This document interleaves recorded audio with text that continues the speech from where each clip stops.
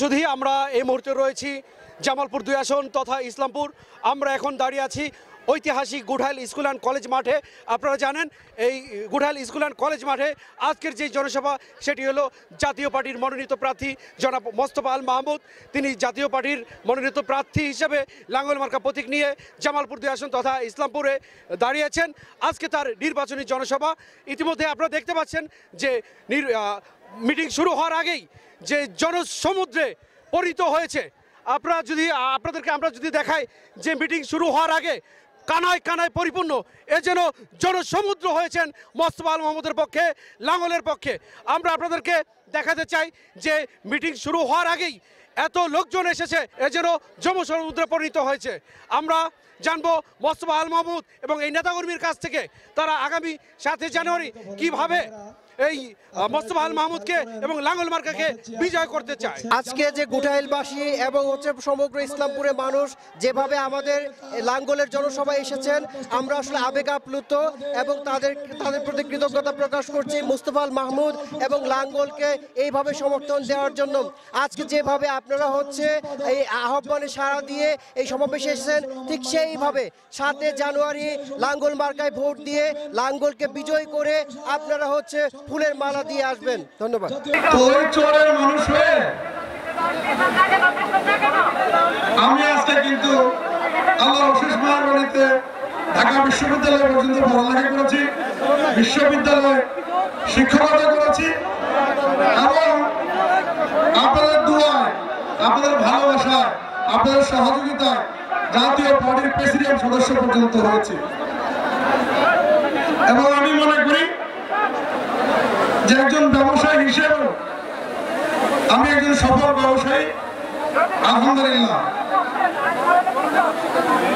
আমার ছোট ভাই আমার আপা বলেছেন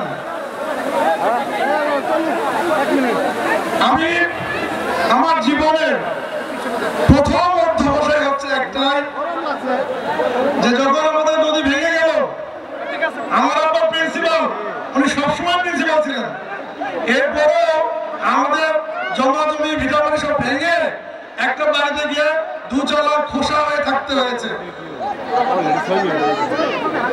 তো তখন আমি মানসিকভাবে সিদ্ধান্ত নিয়েছি যে আসলে এই নদী ভাঙ্গা এবং চর এলাকার মানুষের জন্য আমার না কিছু করার দরকার আছে। আমি রাজনীতিতে যুক্ত হয়েছি। এর আগে প্রায় 10 বছর আমি বিদেশে ব্যবসা করেছি শিল্প স্থাপন করে। এখন বলতে পারেন যে আমার পুরো ইনকামের একটা বড় অংশই মানুষের কল্যাণে ব্যয় করি এবং বিভিন্ন সামাজিক কাজে ব্যয় করি। আর রাজনীতির সাথে সম্পৃক্ত হয়ে আমি চেষ্টা করে যাচ্ছি যে আপনাদের এই ইসলামপুরের একটা ভাগ্যের পরিবর্তন করার জন্য।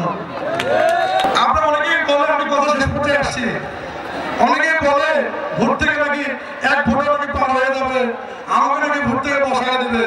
আমি আপনাদের পরিষ্কার বলতেছি, আগেও বারবার বলছি, আসলে সরকার যদি সদিচ্ছা থাকে ভোট সুষ্ঠু হতে বাধ্য। তা আমি বিশ্বাস করি এবং জানি এই সরকার এবারের নির্বাচন একদম শতভাগ নির্ভেজাল একটা ইলেকশন করবে। তাই নির্বাচন কমিশনের মাধ্যমে এবং সরকারের মাধ্যমে জানতে পারছি। অতএব মনে রাখবেন, আমি মোস্তফা আল মাহমুদ বাইচে থাকতে যদি আল্লাহ নিয়ে যায় কিছু করার নাই। কোন শক্তি, কোন অসিলা আমাকে নির্বাচন থেকে সরিয়ে দিতে পারবে না। আমার বক্তব্য এখানে শেষ করছি। দেখা হবে 7 তারিখের বিজয়ের মিছিলে। বিজয় হবে কিসের